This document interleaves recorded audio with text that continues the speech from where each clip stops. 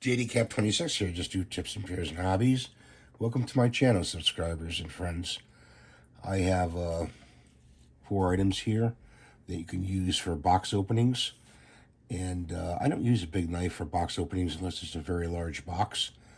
And the first one is a Gerber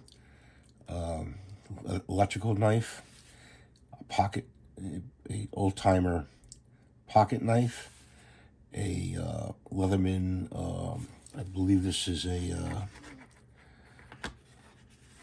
I forget the name of it, and a Gerber splice, which is upside down. Sorry about that. The arm opened up, and here's the electrical knife, and it does lock in place, and so does the old-timer lock in place.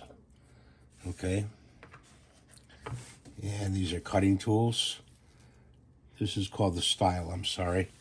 It does have a knife on it, so you can use it for opening small packages and cutting wire. And the splice is very nice for cutting wire, and it does have a knife on it, and it has another knife in the back for opening packages. I suppose these little tools, like this one and this one, could open larger boxes for your box openings.